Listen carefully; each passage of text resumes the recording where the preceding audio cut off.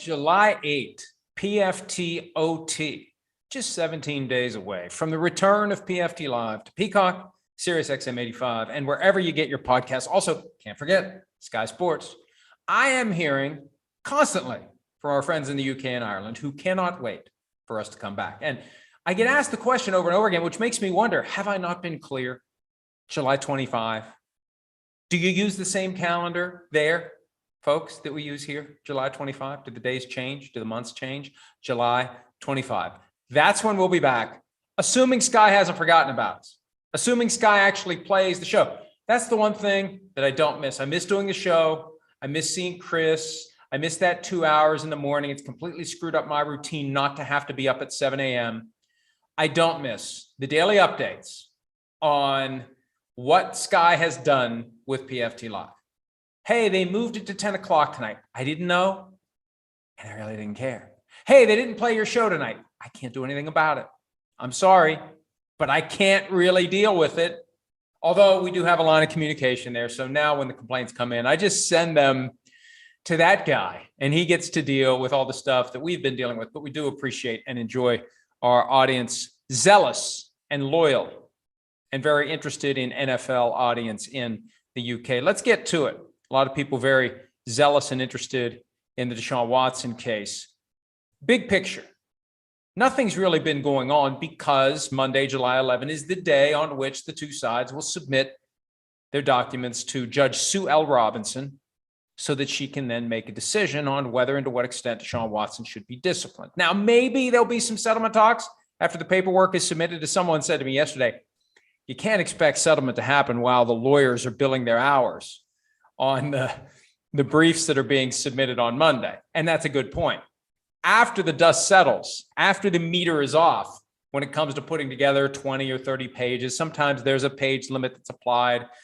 Even if there isn't a page limit, you don't want to send in a 90-page brief. You want it to be something the judge can digest fairly quickly and easily. But once that happens, in theory, the two sides could try to work something out. I continue to believe that the league can't work anything out with Deshaun Watson until Judge Robinson issues a decision. They need someone else to say, there isn't nearly as much here, NFL, as you thought. And that takes me to the first interesting point of the day.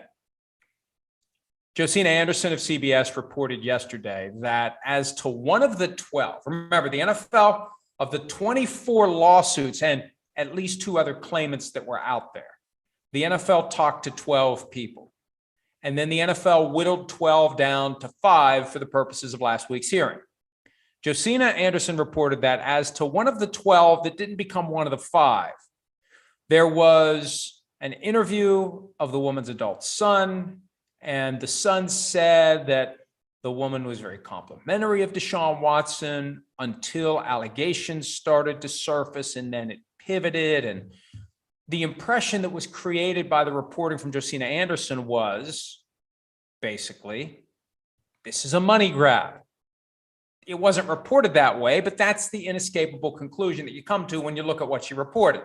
This is the one case that you can point to and say, aha, this isn't about justice. This isn't about truth. This isn't about right or wrong. It's about dollars and cents. The woman in question was fine until she found out there was a gravy train to potentially climb aboard. Now, got an email in the middle of the night from Tony Busby. And I always need to be careful about identifying unnamed sources and people who talk off the record. And I will just say this, I had no communication at all with Tony Busby other than this email that came to me out of the blue overnight. We may have communicated at some point so far long ago and on something that was so trivial that I don't even remember it, very limited. I don't want to completely make a blanket statement. There's never been anything, but there's nothing that I remember, nothing that I look to and say, boy, that was a big deal. That was a big piece of this broader puzzle that's played out over the last 15 months. But in response to what we wrote last night regarding the Josina Anderson report, Busby, and you can find the post at PFT if you want to see the full details and see the exact quote. Busby basically said, this isn't one of my clients. I don't represent anybody who had an adult son that was interviewed by the NFL. And when you read between the lines, and you don't have to look very far, you get the impression that Busby actually vetted this person's claim and turned it down. And he's claimed all along he's vetted these cases before filing suit. So as to this specific person, I get the impression, very clear impression from reading the quote that he sent to us that we published earlier today, that he did look into it and he decided not to offer representation to this person.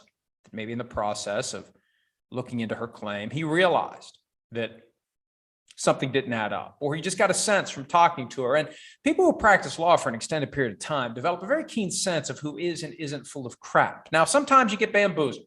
Sometimes there are very good liars, very convincing liars. Sometimes there are people who can't convince you when you're telling or when they're telling you the truth. But after you do it 20, 25, 30 years, and you deal with a lot of different people, you begin to develop a sense of who is and who isn't straight with you. And I don't know why he decided not to represent this person, but according to Busby, he doesn't represent anyone who has an adult son who was interviewed by the NFL. And he knows that of the 12 cases that the NFL focused on before cutting it to 5, there's 24 at least, 26 if you throw in at least 2 who made criminal complaints that didn't sue. The NFL cut it to 12. Don't know why they focused on the 12 when there's 26. Don't know why they went to 5 from the 12. But one of the 12 was this person that Josina Anderson reported about on Thursday. And Busby said, I represent 10 of the 12 that the NFL focused on. So there's 2 that weren't represented by Tony Busby. And apparently this one case that the NFL threw overboard as it was trimming the fat down to 5, this one case has a potentially fatal flaw if we are characterizing properly what was reported by Josina Anderson.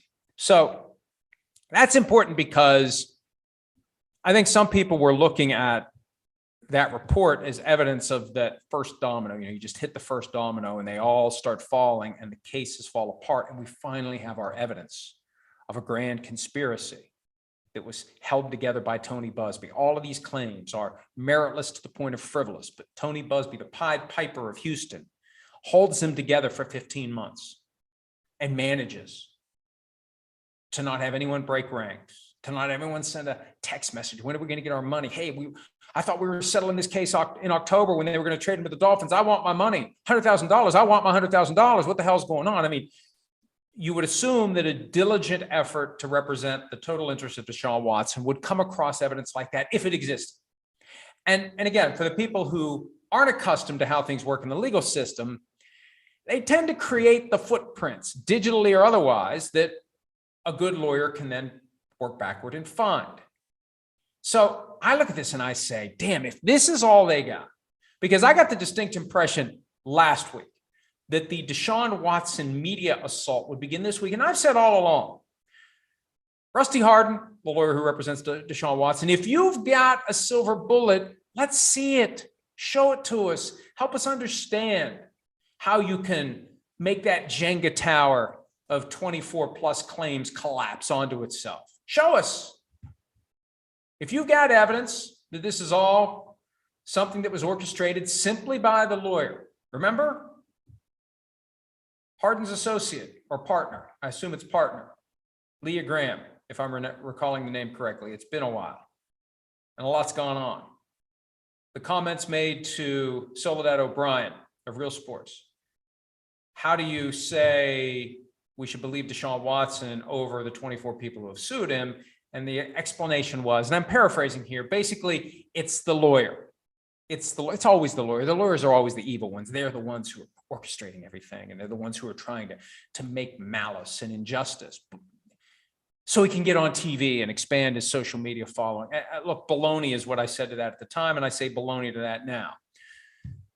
But my point is, Thursday's report from Josina Anderson was giving to people who would like to say, hey, look, this really is Tony Busby holding together a house of cards, and now the house of cards is collapsing. If he didn't represent the person, kind of hard to make the argument, folks, that that's what's going on.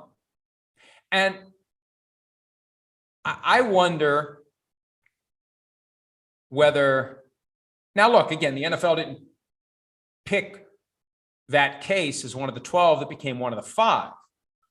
It sounds like they vetted that claim the same way Tony Busby did. And Busby decided not to represent the individual, and the NFL decided not to make that person's claims one of the 5 that were submitted to Judge Robinson for consideration. So that's where that stands. And again, I'll go back to my default position on this, and I'll say publicly here to Rusty Hardin, to David Mulugheta, to anyone representing the interests of Deshaun Watson, anyone from the Cleveland Browns that would like to get his side of it out there.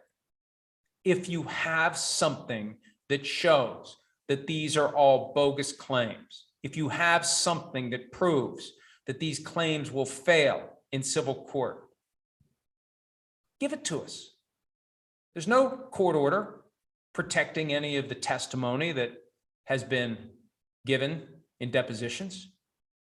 I'm not going to read all the transcripts trying to find your silver bullet for you. No one has time to sift through the haystacks in search of a needle that may or may not be there. You know if the needle's there. Show it to us. Show it to us.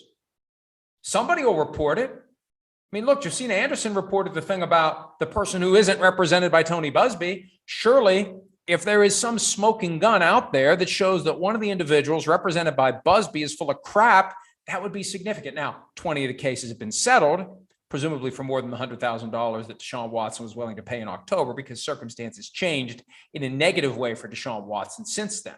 But there's 4 left who have sued. Let's see what happens. If you have something, let's see it. I've been saying that for weeks now. If you've got something that blows these civil cases out of the water, let's see it. Busby also added this in the email that he sent to me overnight. And this relates to the reporting that we and others have done as to the absence of evidence of violence, threats of violence, coercion, et cetera, the kind of thing that would become the more traditional assault and would trigger a 6-game baseline suspension under the personal conduct policy. This is the quote from Busby. It was recently reported that none of the 5 cases presented by the NFL involved violence, coercion, or force. I'm not sure how that's a surprise. Only 2 of the civil cases we filed alleged that type of conduct. The women who made those allegations have settled with Watson. Neither spoke to the NFL. The majority of the civil cases we filed instead alleged indecent exposure and assault, that is, touching without consent. We aren't at this time privy to what was presented to the NFL, but we expect we will know soon enough. In any event, as I've said several times, what the NFL does or fails to do has no bearing on those civil cases that remain against Watson or the additional cases we are preparing to file against the Texans. So that speaks to the fact that we've got 2 different standards here. We've really had 3. The criminal stuff's over unless and until someone else files a criminal complaint beyond the ones that didn't result in an indictment. And we all know proof beyond a reasonable doubt, highest standard out there. That's not relevant for now. We've got 2 other standards. We've got the civil standard of assault, and it doesn't take much to create a technical assault under the law. One of the first things we learned in law school in torts class, intentional torts, assault, battery, invasion of privacy, trespass, things that are deliberately done to someone, things that involve a desire to punch, hit, whatever. It doesn't take much to create liability. The question is, what are the damages? And it's entirely possible these individuals will prove that there was technically an assault. And then the question becomes, what's the compensation for the assault? That's different from the NFL standard. The NFL standard is, did he violate the personal conduct policy? And the way that assault is used in the personal conduct policy, it suggests a higher level of misconduct. Now, that's where this is going to be challenging. What will Judge Robinson find as it relates to the actual facts of the case? And she's the one who's in a position to determine who's credible and who isn't. We don't know who all testified before her, but I'm assuming at some point Deshaun Watson told his story. Does she believe he's telling the truth? Does she see holes in his story? Does she see holes in the claims that were being made against him? But at some point, she has to find what happened. That's what's going to be so critical in her written opinion that hopefully we'll see. And I assume we'll see it because it doesn't involve an owner. We always see it when it involves a player. I'm assuming we'll see it and we'll be able to see the factual findings that she makes. What does she believe happened? So, from Busby's perspective, and this is along the lines of, and I don't want to be too graphic with this, but we've all seen the allegations. He made his penis touch someone's hand, right? There was never any allegation of like grabbing someone and forcing them to do something, holding them down and assaulting them that way. It's a more subtle assault. Does that rise to the level of a violation of the personal conduct policy? That's all to be determined. So I guess what Busby's saying is, hey, we never said that there was the kind of violent exchange, that it's more about the circumstances. It was more of a subtle effort by a guy who was getting a massage, and there's a certain amount of consent that is involved by the person providing the massage. You're going to have certain touching that happens. There's going to be some inadvertent touching. It's an intimate act in and of itself. The argument is, at some point, Deshaun Watson crossed the line.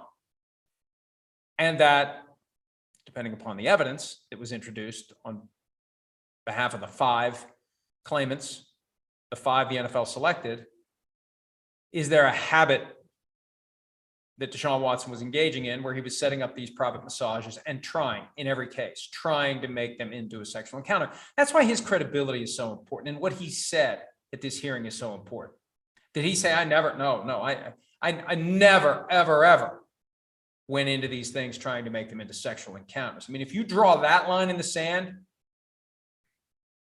and the evidence otherwise suggests that, he kind of did, and common sense kind of suggests, based on everything we've seen and heard, it's going to be hard for him to say he wasn't doing this as a manifestation of some sort of habit or fetish. 66, at least, as reported by the New York Times, individuals that he retained to give him massages via social media. It's going to be very difficult to buy the idea that he wasn't getting these massages, hopeful that they would become sexual encounters, and maybe trying to make them into sexual encounters. And look, Rusty Hardin essentially admitted that. What's it been now? 4 weeks ago, when he was on radio in Houston, and he said, hey, there's nothing criminal about having a happy ending. There's nothing criminal about making someone uncomfortable, kind of conceding that's what Deshaun Watson was doing. So if he goes to this hearing and Deshaun Watson says, I did no such thing, that makes his overall testimony less believable. And that could cause the judge to say, I'm going to reject everything this guy says. He's always going to say something self-serving, the obvious self-serving thing. And for him, it's all new. He thinks all he has to do is recite talking points and it'll work. From the perspective of the person who's handling the case, who's been a federal judge for 25 years, who's practiced law for decades, she's seen every kind of liar that's out there at some point. That's the great disconnect. And that's the awakening, the rude awakening that plenty of people have once they get their first taste of the legal system. They think they just show up and say whatever and it'll work. Not that easy. You've got tells. We talk about that on PFT Live all the time. Your demeanor while you're speaking. People who are younger, people who don't have experience in the legal system, people who don't have experience communicating for a living, they aren't quite as adept at hiding the signs and the indications, and they aren't quite as skilled at answering questions in a way that is believable, that sells the idea top to bottom, all the way through, without something that would cause a very skilled listener, someone who has been lied to every which way that's possible, to say, I'm not so sure about this. And that's why Judge Robinson, her opinion is going to be so important. And we'll see what it is. I still think the week of July 25 is when we're going to find out. And in the interim, look, the civil cases keep going. It sounds like there's going to be more filed against the Texans. That doesn't go away. There's 4 left. They can still be settled, but there's 4 left. The NFL's situation is a separate analysis altogether, and it eventually, well, as of Monday, will be in the hands of Judge Robinson. I can't imagine her making a decision within a week. That would seem too quick. I think 2 weeks is the amount of time that she takes to write up, hopefully, a detailed and understandable ruling that will allow everyone to see what she saw and to understand why she does whatever it is she chooses to do. All right, a couple other things to get to before we answer some of your questions today. The Raiders making changes. Congratulations. The Raiders have hired a new president. Groundbreaking. The first Black female president of an NFL team. And this is a team that was the first to have a female president, Amy Trask, and hired minority coaches at a time when no one was doing so. Kudos to Al Davis. Kudos to Mark Davis. That's great. But Mark Davis addressed in comments to the Las Vegas Review-Journal the recent issues, hostile workplace allegations. A former HR employee named Nicole Adams on the record with her characterization of the things that have happened in the organization, a stream of firings at the top of the organization. And look, I think it's great that Mark Davis has acknowledged the issue and is trying to fix it. Let's see where it goes from here. And there are still unanswered questions about what happened. I feel like this is already setting up to be another Washington Commanders situation where eventually the message from Mark Davis is, why do you keep asking me questions about the stuff that happened? Why don't you give me credit for the stuff I'm doing now? I mean, that's the audacity that we've seen in recent days from Daniel Snyder. Quit talking about the stuff that happened. Talk about the stuff we're doing now. Well, but until we know exactly what happened, and until we have a sense that there was a fair and appropriate outcome, I think we should keep asking questions. And one of the questions I have about the Raiders, did the NFL really investigate this? What did they do? Mark Davis told the Las Vegas Review-Journal that they investigated, the team investigated. Well, the commissioner said back in February, teams can't be trusted to investigate themselves. So what happened here? What really happened? What did the league do? Why is it all a big secret? Again, it's a secret. It's a big secret when an owner's involved. When a player's involved, it's not a secret.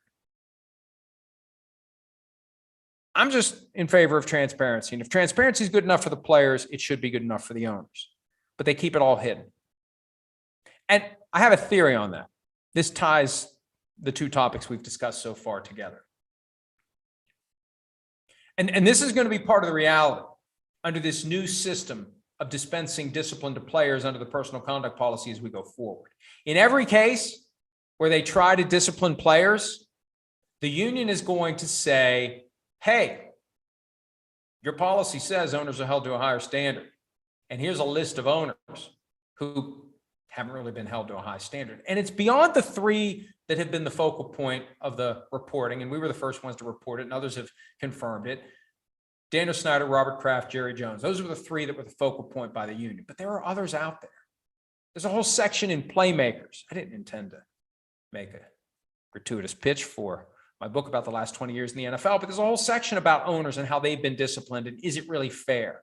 Does it really mesh with the discipline that's imposed on players? In every one of these cases, moving forward, where they try to discipline a player and it goes to the disciplinary officer, part of the argument is going to be, even if you think this guy did something, his punishment must be proportional to what they have done to other owners. They've set the precedent with the owners, the people who are held to a higher standard. So they're held to a higher standard. Whatever's done to them, less needs to be done to the player. They're not going to be able to get away from that. And you know what? If they don't like it, they can fire Judge Robinson. They have the right to do it after she serves her first 2-year term, and it's been more than 2 years since they set up this process. Either the league or the union can discharge the disciplinary officer on 120 days notice. So they hire somebody else. They're going to still make that argument to somebody else. So the NFL is in a little bit of a pickle here, because it's protected the people who hire and pay the commissioner $65 million a year or so. They've gone too easy on the owners over the past decade. Now the NFLPA is going to hold the league to that when it comes to trying to go overboard when it comes to players who may have violated the personal conduct policy. One of the owners we mentioned, Daniel Snyder, big news yesterday. His lawyer sent a letter to the U.S. House Oversight Committee saying that Snyder is willing to testify. He will testify via video. He's got an extended stay in Israel. His lawyer will fly there to sit next to him to protect him during this questioning. And They want to do it in July. Well, then there was other reporting. The letter says they also want to address some due process concerns that Snyder has. I don't know what due process is. They want you to testify. You know, one of the realities of testifying is you don't get to know ahead of time what the questions are so you can come up with your story. We don't tell you everything we're going to ask you and show you. Give me every document you're going to use. Yeah, so I can come up with a story. And I'm not suggesting he's going to lie. But I just think at a certain point, the answer needs to be just testify. If you're going to tell the truth, you shouldn't be worried about what the questions will be. You shouldn't be worried about what documents you will see. Just be committed to telling the truth in response to the questions. See, I still think, and I'll believe this until he's sworn in and answers the first question asked, assuming that his answers are anything other than invoking the Fifth Amendment or not answering the questions. I just assume that Snyder and his lawyer are trying to run out the clock until the end of the year because everyone believes that the Republicans are going to retake control of the House of Representatives. If that happens in early November, by the end of the year, when the Republicans take over, the plug gets pulled on this entire investigation. I think they're trying to run out the clock. I don't buy this due process crap. I'm sorry. If you got nothing to hide, testify. If you have a story to tell that is the truth, the whole truth, and nothing but the truth, testify. It is shameful to me that Snyder is trying to slip through the fingers of the committee and the league doesn't care. And I've said this before, the league's afraid of him. They are. I'm sorry. NFL, league office, 345 Park Avenue. You may not like to hear it. You're afraid of him. You're afraid of Daniel Snyder. You don't want to fight him because you know he'll fight you tooth and nail. And you don't want to piss him off to the point where he decides to start talking to some people about the things he possibly has witnessed, the things he may be aware of based upon the 23 years that he's owned the team. And I don't know what it would be, but why else would they be tiptoeing on eggshells around a guy who, based upon everything that's been reported, proven, etc., over the years, why would they tiptoe around this guy if they weren't afraid of what he may do if they sufficiently piss him off? Fans have been pissed off for a long time about Sunday Ticket. It was revolutionary back in 1994. I remember exactly where I was. My wife and I had gotten married a couple of months earlier. We were out looking for some furniture because, we're in our 20s. We didn't have furniture. Had a house we rented. We were looking for a house, starting out, not a whole lot of money, trying to make do with what we have, walking around a furniture store, and I saw a cardboard display, Sunday Ticket, and it had the explanation. And I was amazed. I was like Moses looking at the burning bush. I couldn't believe it. You can actually, through a satellite dish, watch any game you want. Any game. If you are a fan of a team that doesn't play in your local market, and I live in an area where it's the Steeler games, it's Washington on the NFC package, the Steeler games on the AFC package, and there's no surprise to it. I got into this business in part because I'd been a fan of the Vikings my whole life. Now, I hate all teams equally. That's my official position after 20 years of doing this. But I remember being in line at the supermarket and picking up the TV guide, not buying it, mind you, but looking at the next Sunday to see what games were going to be on the local TV stations. And I would get excited if it was going to be a Viking game on a Sunday. Hey, I get to watch it. So I see these paragraphs and sentences explaining that if you have this product, you can watch all the out-of-market games. I couldn't believe it. And it took me 3 years to get to the point where I was actually able to afford it and get it. And it was awesome. It was awesome. But that was 1994. It's now 2022. The world has changed. And the NFL has continued to cling to a satellite-based service. Well, that ends. That ends next year. We'd already known it, but there's a finality to it when the commissioner, who was on CNBC on Friday, says Sunday Ticket is moving to a streaming service next year. decision to be made later this year. Apple, Amazon, and Disney, the three who have made offers, are waiting to hear from the league. And people are excited, rightfully so. The whole world is streaming now. It's so much easier, assuming you have high-speed internet. And I hope that what happens, and we reported this at one point in the past year or so, the NFL is going to sell the total Sunday ticket rights to one of the streamers. They then will have the ability to sell satellite rights for specific customers, people in areas where there isn't high-speed internet. Bars and restaurants are a big question here. And I still don't understand why they just don't say to the bars and restaurants, put the equipment in. Don't you already have high-speed internet to placate your customers? People demand to have high-speed hotspots everywhere they go nowadays. Surely you can put the technology in place to pump the digital signal to your various TVs so you can put all the games on.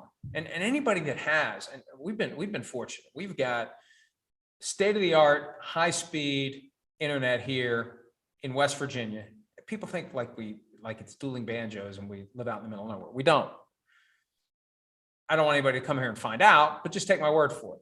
We want fewer people, not more people here. At least I do. I know that they want a bigger tax base and all that stuff. I'm fine with the number of people we have. Anyway, we've got great high-speed internet. And I see what it's like. You turn on, it's great. It's great. 4K, whatever, HD, looks great, looks fabulous, works perfectly. I switched from DirecTV to YouTube TV a couple of years ago. Best move I ever made when it comes to spending household dollars. From what DirecTV costs to what YouTube TV costs. Unbelievable, night and day. So the NFL is finally moving in that direction. And the one thing to remember, and this is important, because of the deals the NFL has cut with CBS and Fox, whoever gets this thing can't charge dramatically less than the $300 per year that DirecTV charges, because CBS and Fox want people to still watch their games, even if they're not the games that people really would like to watch. And the NFL did those deals knowing that they're making it harder for the people who, for example, live in Jacksonville but are Steelers fans to see the Steelers games. They're going to have to pay the $300 a year for DirecTV. The NFL could have reconfigured things in a way that makes it easier to get DirecTV and cheaper to get, not DirecTV, Sunday Ticket, cheaper to get Sunday Ticket, easier to get Sunday Ticket, but it's still going to be $300 or so a year. And people are just happy that it's not going to be satellite anymore. People crave the idea of being able to stream wherever they go, on their phones, on their tablets, on their smart TVs, on their laptops. So that's coming later this year. And it's great. It's great news for the NFL. It's about time. For all the ways that the NFL tries to stay state of the art, the fact that they had been languishing for so long with a satellite-based Sunday Ticket service, when there are so many people out there who want to be able to watch those out-of-market games. It's stunning it took them as long as it did, but you put the contracts in place for a long term, the world changes, you have to honor the contracts, and the contract was kicking out a lot of money to the NFL for Sunday Ticket. I just wonder what happens to DirecTV once it's all said and done. It could be that DirecTV ends up circling the drain. All right, the program is in the process of circling the drain. Let's answer some questions. See what we got here. What do we got? PFT PM Posse. As of today, I'm officially 1 year away from the big 4-0. What should I do during my last year in my 30s? In your opinion, what are the biggest birthday milestones, biggest birthdays you remember, even going back to childhood? First of all, happy birthday. Happy 39th. My son and I tripped over City Slickers the other night and watched it. It's amazing how, because it's all premised on what Billy Crystal and his friends did the year that he turned 39. And his 39th birthday was like the focal point of the starting point of where the movie went. I remember how popular City Slickers was in the early 1990s. I remember how well it did. Jack Palance won the Oscar for Best Supporting Actor. It's amazing to me how, and I don't know what makes this happen. The passage of time is either very kind to a movie or very unkind to a movie. And for as popular as City Slickers was, it was a tough watch 30 years later. I don't know what it was. The music at times, like a little hokey. It just wasn't like other movies you can watch from that time frame. And like Goodfellas, it's timeless. and I'd love to really get into the nuts and bolts at some point of what makes a movie still look good, still have that sense that it really does hold up, that it's something you could watch decades from now and it would still be a great movie versus something that just feels old and cliched and dated. Anyway, I remember, God, it's been a long time now, 34 years later. I remember the toughest birthday for me. And 40 didn't bother me. 50 didn't bother me. At this point, I'm just happy that I made it another year, folks. You know, once I read Tuesdays with Maury, my perspective on everything regarding the passage of time and aging, it all changed. And it makes sense. It's a beautiful, simple message. We all get our one shot. We all get our one trip. And we're all going to be at various points on it. Anytime somebody calls me old, my response is, if you're lucky, you will be one day too. Keep living. Keep yourself alive. And maybe someday you'll get to be old and you'll get to tell to someone who's a lot younger than you, if you're lucky, you'll get to be older one of these days too. But 23 was the one that got me. Here's why. When you're a kid, you're always looking ahead, right? You want to be older because being older unlocks some new thing, right? 16, get to drive. Can't wait to be 16. I want to drive. Oh, I'm 16. I get to drive. 18, get to drink. At least back in those days, 18, you could go buy a beer. And in some establishments where I live, you didn't have to be 18 to go get a beer. But 18, get to vote. Don't get to sign up for the draft. Don't like that. But hey, 18's awesome. Then it's 21, especially once they change the drinking age. 21 means you can drink anywhere. You got grandfathered in West Virginia because they changed the drinking age to 21 after I turned 18. But hey, I made it. I slid under the door and grabbed my hat before the law changed. But 21, you can drink anywhere. Once you get to 21's kind of it. That's when you stop looking forward. There's no age after 21 that you look forward to. Like 16, 18, 21. That's great. Those are the three big ones. And once you get to 21, it's like, there's no more. It's all downhill from here. And when I turned 22, it didn't dawn on me because you're still kind of 21. When I was 23, you're in that midpoint between 21 and 25, which is the midpoint between 20 and 30, which is the midpoint between 0 and 60. There was just something about turning 23. It was that splash of water. Like, well, here we go. Here we go. Instead of trying to look forward, now it's going to be regretting all the things you could have done with the time that you've already had. But anyway, happy birthday. And just enjoy every day you have. Make the most out of every day that you have. That's really the key. Whatever it is that you do in life, do it to the fullest. Have no regrets. This is all stupid, cliched stuff, but it's cliche because it's true. Just live your life, enjoy your life, and be grateful for what you have. All right. PFT PM Posse, a football question. During the 2018 offseason, we thought the kickoff, which is the most dangerous play in the game, was dead, but 4 years later, it's still here, although minimized. How and why is it still around when the most dangerous machine in a factory gets replaced? And I said that before. When they came out and called the kickoff the most dangerous play in the game, the lawyer in me said, no, you don't say that out loud. You don't say that out loud. At a time that the NFL had put behind itself the concussion litigation, you don't want to give somebody else a path to creating major liability. Now, ideally, you make the most dangerous play in the game less dangerous, but in the interim, you don't tell everybody about it. You put yourself in a position where you have to change it. What happened with the kickoff, though, was they mobilized the special teams coordinators to come up with ways to make it safer. And they have made it safer to the point where they're focused on the punt play. And I wrote about this in the mailbag that we did last weekend. I don't know how you make the punt play safer. That's now the most dangerous play in the game. I don't know what you do. I don't know what you do. Because a punt play is a scrimmage play. So anything you would do to take out those high-speed collisions where one guy's going this way, one guy's going that way. They're going at full speed. They're able to run unimpeded long enough to get to full speed. And then as they collide, what do? Instinctively, you drop your head. And when you drop your head and you smack together, That's when you put maximum pressure in the cervical spine and you potentially end up with a serious outcome, not just a concussion, but a serious outcome. So how do you minimize that? On a kickoff play, it's one thing. On what fundamentally is a scrimmage play, if you do too much to take away the ability for two players to get up to full speed running at each other, you may make it a lot easier to run a fake punt, or you may make it a lot harder to run a fake punt. That's where unintended consequences need to be fully explored and understood before they make changes to the punt play. I mean, one thing you could just do is just give the ball to the other team 40 yards away. Unless you're on the other side of the 50, then you give it to them on the 20. I don't know. I mean, they were talking about taking away the kickoff altogether and just putting the ball at the 25.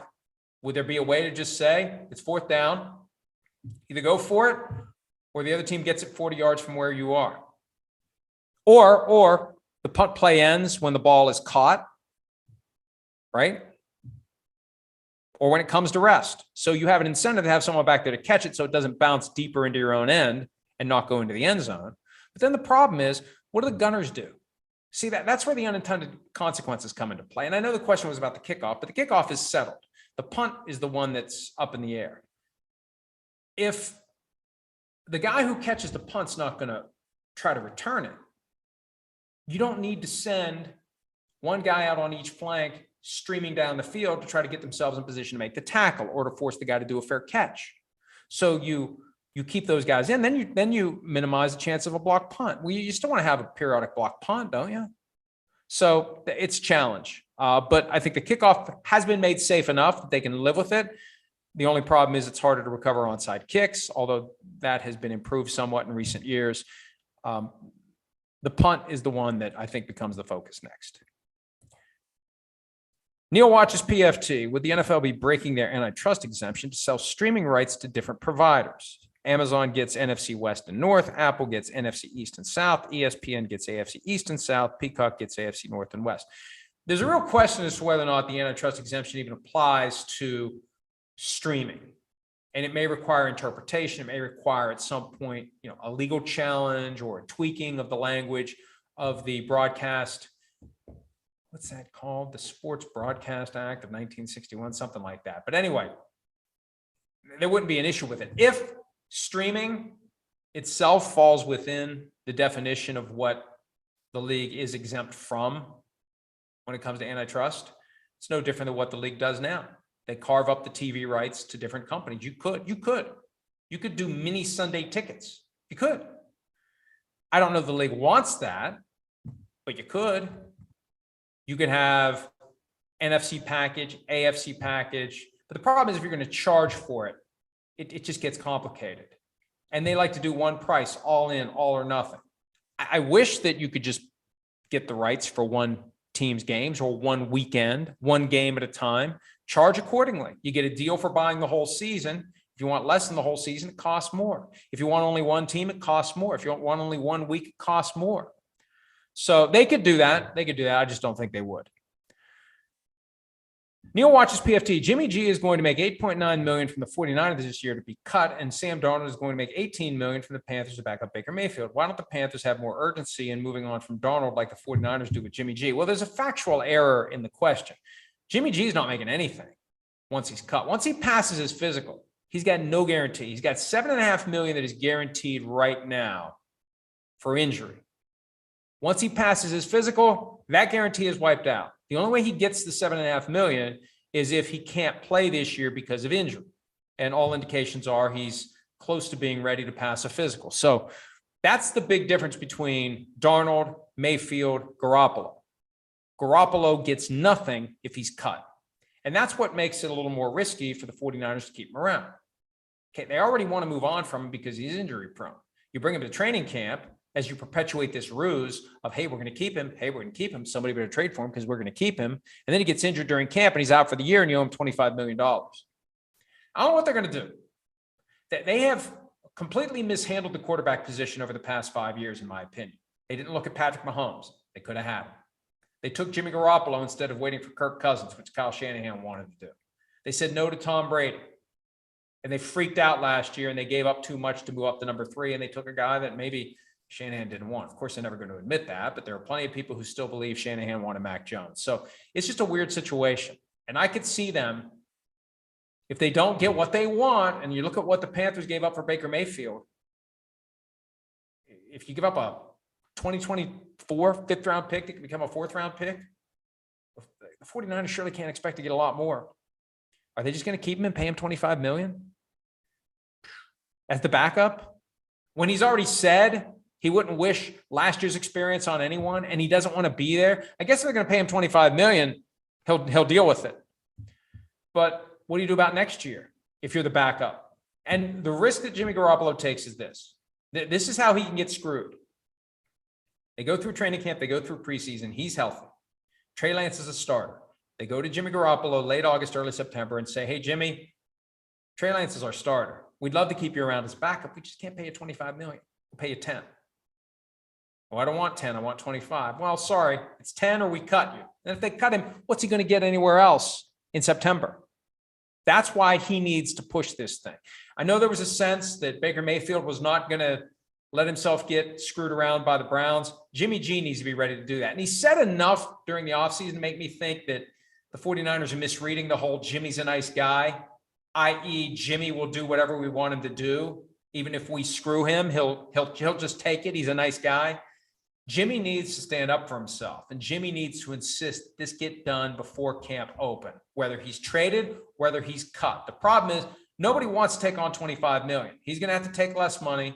The 49ers are going to have to drop their expectations, and there's a way to do it, but it's going to require some people who have been stubborn, specifically the 49ers, to become less stubborn. Neil watches PFT. Important question. How much does your schedule get shaken up when PFT Live and PFT PM are on hiatus? I know you keep busy because of the kick to the rear from your Pee Wee football coach. What other projects are you working on? Look, not having to get up at 6:30, 6:40, if I really want to push it, for a 7 a.m. show has caught up to me. The first couple of weeks, I had things that otherwise required me to get up. This past week has been bad. This past week has been almost vampire hours. Up till 3, up at 9, 6 hours of sleep, and just feeling kind of discombobulated. Yeah, I'm ready to get back to PFT Live. I'm ready to get back to the mode where I have to get up early. I've been staying up way too late, especially, and I don't want to commit any HIPAA violations here, but my wife tested positive for COVID. We still don't know how she got it. So she's isolating. So there's no like, hey, it's bedtime. Like, hey, it's just the decision. It's time, husband and wife, hey, it's bedtime. I mean, usually you go to bed at the same time. So the person who falls asleep isn't, forced awake whenever the other one decides to come to bed. That's usually how we do it. So that would be a way for me to otherwise stay on a somewhat normal human schedule. Now that isolation is happening, stay up as late as I want. So I'm ready for July 25 to come around. Other projects. And look, I've written about this before. I think I've tweeted about it. I may have talked about it. Obviously, I wrote Playmakers during the past 2 years. It took about 2 months or so to write it all. Once we finally crafted the outline and sold it to Hachette and started everything in motion.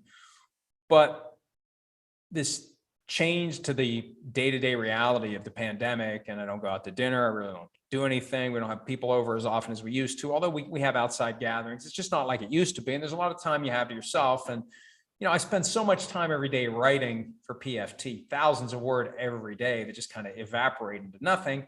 I got an idea a couple of years ago. I started writing a novel. And those of you who may remember Quarterback of the Future, that was a failed endeavor from a long time ago that nevertheless was the first step that led me into this business. So you can blame that book for having to deal with me now. But I had an idea, wrote it fairly quickly, probably too quickly, because then I've gone back and I keep working it and working it and working it. That's kind of my method. It all flows out pretty quickly, and then you have to go back and you work it and you button it up. And anyway, 1 became 2, became 3, became 4, became 5. And now number 6 is almost done. And I still don't know what I'm going to do with them. I don't know.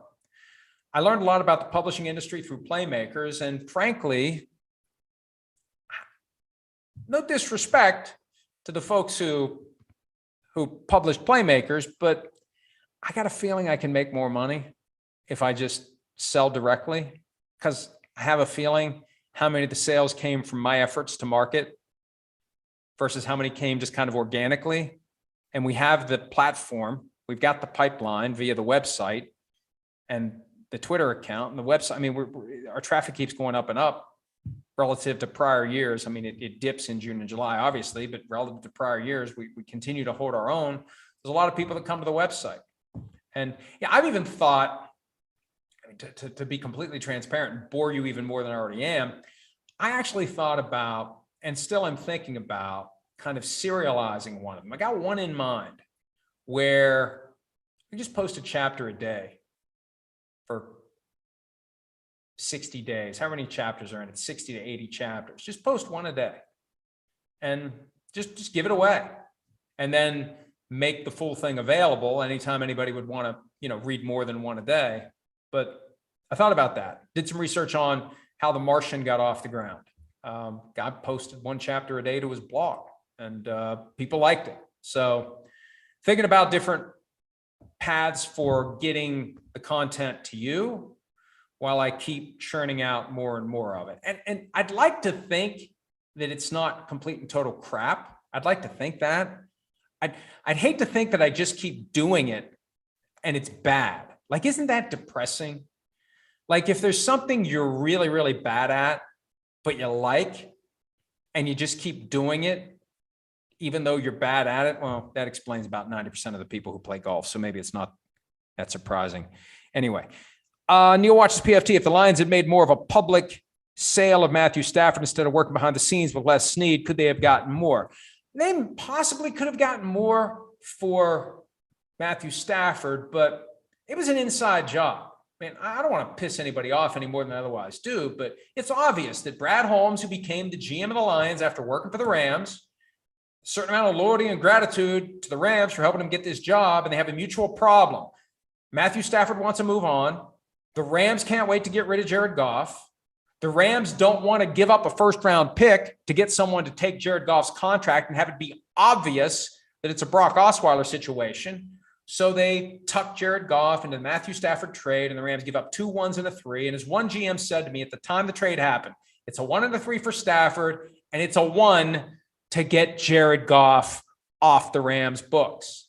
It worked out perfectly. And it was all done in kind of a closed shop. Washington GM. God, what am I blanking on? Martin Mayhew. I was blanking on his name. Martin Mayhew. He said earlier this year, they did the deal for Matthew Stafford, and we didn't even know. That's why they called every team this year. People clowned the Commanders for calling every team to see if their starter was available. Oh, yeah, you called Patrick Mahomes. You called the Chiefs about Patrick Mahomes. Hey, look, the best way to make sure you haven't left a stone unturned is to leave no stone unturned. Last year, they were frozen out of a chance to get Matthew Stafford. This year, they weren't getting frozen out of anything. Every team, is your quarterback available? Yes or no? So, yeah, I think the Lions probably could have gotten more for Stafford, assuming they didn't want Goff. I really don't know how they feel about Goff. Is Goff just the guy who's getting them through the first 2 years of the latest reboot? I don't know. I don't think Goff's going to be the quarterback next year. And I think they should have gone after Baker Mayfield. And frankly, I think they should go after Jimmy Garoppolo. Let's see.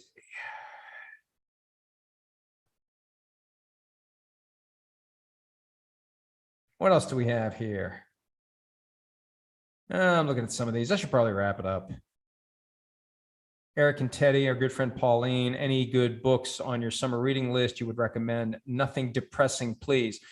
What I've been trying to do lately, because I've gotten so accustomed to reading on the cell phone device, and I prefer it. It's harder to read a book than it is to read it on your phone. It's lit up, it's bright, you can take it anywhere. It's simple. You lay in bed and read. You don't need to turn a light on. Don't have to wake anybody up. So anyway, I try to read one on my phone and one hard copy, summertime. I'm finishing up Leave the Gun, Take the Cannoli, The Inside Story, The Making of the Godfather. Awesome, excellent, highly recommended. If you like The Godfather and you want to know more about how it all came to be and you're fascinated by that, very, very good.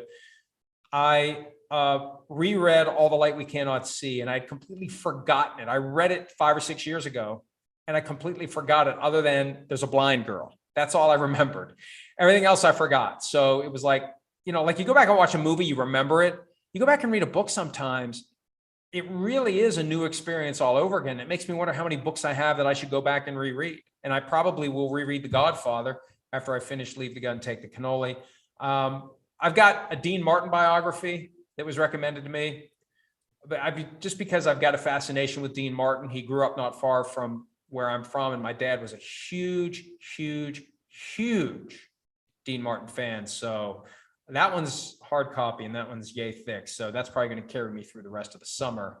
Like I said, I may go back and read The Godfather again. It's hard to find, because once I start a book, I hate to just bail on it. So what happens is I get caught up in a book I really don't want to read, and I slow down, and it keeps me from getting to the next book I want to read, but I'm too stubborn to just say, I'm done with this book. Like I'll do it with a movie. I'll start watching a movie, and you get about 10, 20 minutes in, it's like I'm out. If I get more than a few pages into a book, I feel compelled to finish it. So that's just part of the screwed up wiring that I carry around every day. Let's see what else we have. Neil watches PFT. When Miles Simmons was in town, did you finally get him a real mic and camera? His setup is fine. It's the way we do things nowadays. Not everybody needs to have the full-blown studio setup. People do Zoom all the time. Turn on any cable channel. People are Zooming in and out and place to place. And I think his setup's fine. I think Shireen's setup's fine. What else do we have? I'm scrolling through here looking for something good. Here's one. With Baker Mayfield and the Panthers playing the Browns week 1, who do you think wins? Let's assume Watson is out since no suspension seems unlikely. I mean, look, I would say the Panthers will probably win that game if the Browns don't have Deshaun Watson, and Baker Mayfield is highly motivated to stick it to the Browns. Now, the Browns know Baker Mayfield, and they can plan accordingly, but you got Christian McCaffrey healthy. The Panthers are always better earlier in the year than later in the year. Past 2 years, Christian McCaffrey's got himself banged up, and that changes the team. I would think that game's in Carolina. A lot can change between now and then, but I think the Panthers end up winning that game, and I think Baker Mayfield takes a tremendous amount of glee. A lot of that motivation, even though it's coming from kind of a negative mindset and the dysfunction that existed, and even though Mayfield probably bears some of the blame for it, I think he turns that into a positive. One more. Let's do one more, maybe two. Mama Bear down. No.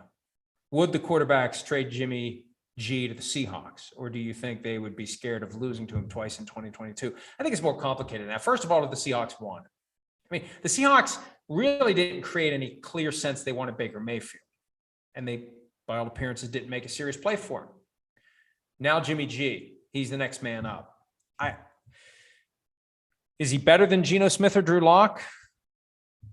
And look, the idea that the 49ers wouldn't trade him in the division. We saw the Patriots do it with Drew Bledsoe, traded him to the Bills in 2002. We saw the Washington football team take on Donovan McNabb from the Eagles in 2010. That still had a Trojan horse kind of a feel to it, that the Eagles knew it was exactly the right time to unload Donovan McNabb. Oh, and it was. I don't know. I just think the 49ers are going to be way too stubborn and want way too much, and the Seahawks would never give them what they want. I think the Seahawks would be an option if he's cut, but not via trade.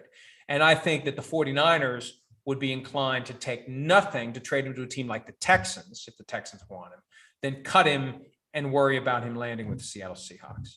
All right, I saw one more that caught my eye. For sure, and this is from Mama Bear Down again, for sure you have seen the pictures of the Aaron Rodgers tattoo. Any thoughts? I don't know. I have some thoughts. I haven't researched what it is, what it's supposed to be. I don't understand it. I wonder whether he even understands it.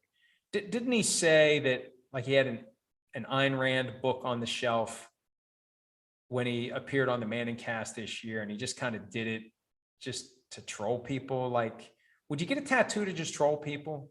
Are you really that committed to trolling people that you would put permanent ink on your flesh, on your forearm? Hi, I'm Mike Tirico, and thanks for watching. Make sure to hit subscribe for the latest news and highlights from NBC Sports.